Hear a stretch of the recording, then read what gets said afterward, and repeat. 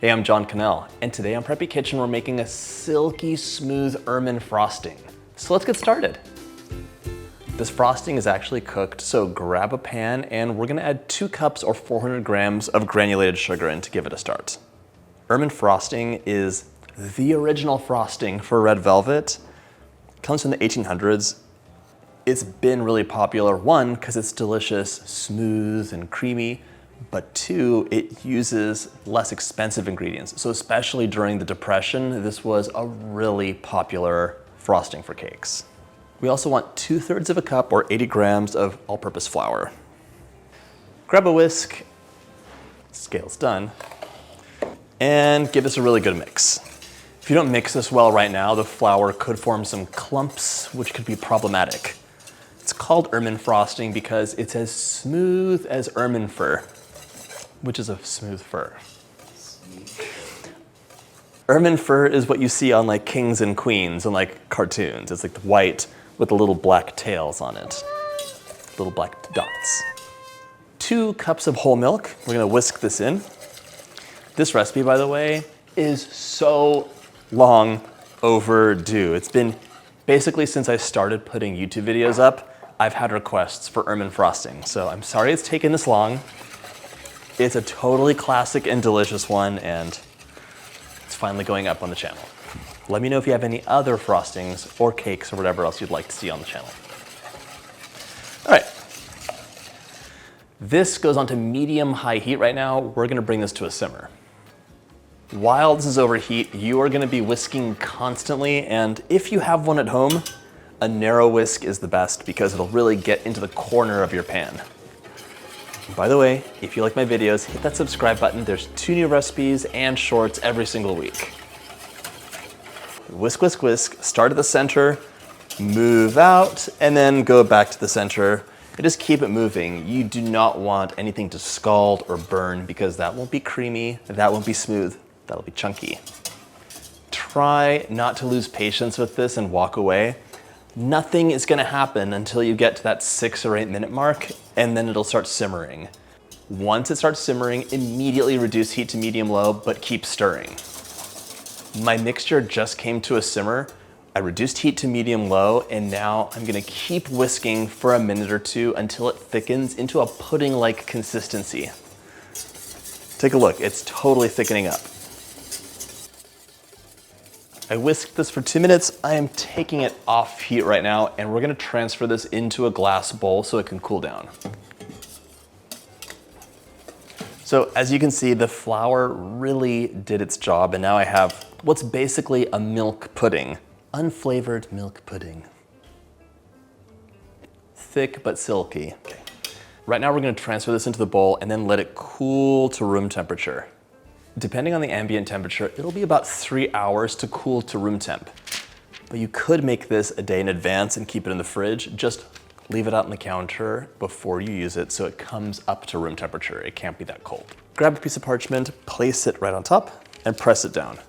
This will prevent any skin from forming. Also a no-no. We'll be back later. My ermine mixture is completely room temp. It's time to get some delicious butter in the story here. You want 1 pound, 450 grams, or 2 cups of unsalted room temperature butter. It should be nice and soft. Your fingers should be able to indent nicely without adding too much pressure. The little sticks or quarter sticks of butter are so charming until you have to unwrap them all.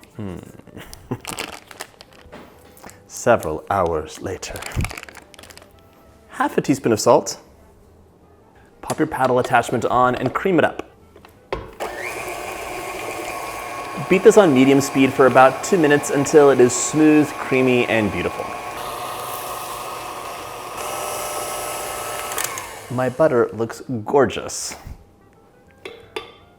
Creamy, soft, light, no lumps, it's perfect. Which means it's time to add our ermine mixture in. And the one thing I'll say is it's probably gonna have stuck to the parchment or plastic. So just have your spatula at the ready, peel it up, and then scrape it off. You don't wanna waste, do you? Pop your mixture onto medium-low speed, and we're gonna add the ermine mixture 2 to 3 tablespoons at a time. Just let the mixer run for a bit, and then we're gonna scrape it down. The key here is to make sure everything is mixing really, really well, and you do not want to add it all at the same time. Back to mixing on medium-low. 2 to 3 more tablespoons. Add more of the mixture. You're just waiting for it to incorporate fully before you go ahead.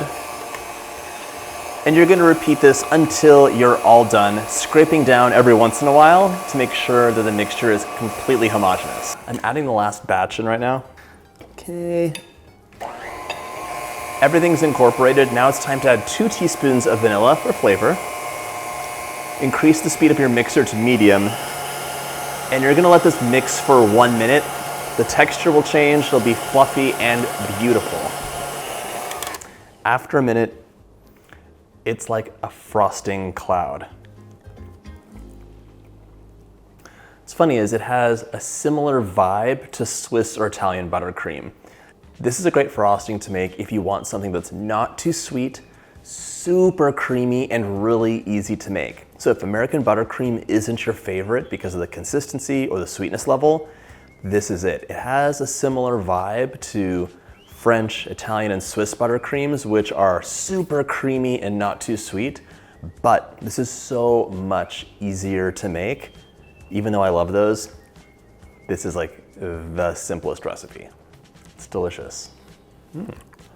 Your Ermine frosting will last for up to a week in an airtight container when refrigerated. Just let it come to room temperature and give it a good beat afterwards so the texture gets restored. You could also freeze it for up to 3 months. Just make sure you press plastic over the top before you cover it so that it doesn't develop a film. Thaw, let it come to room temperature, and give it a whip.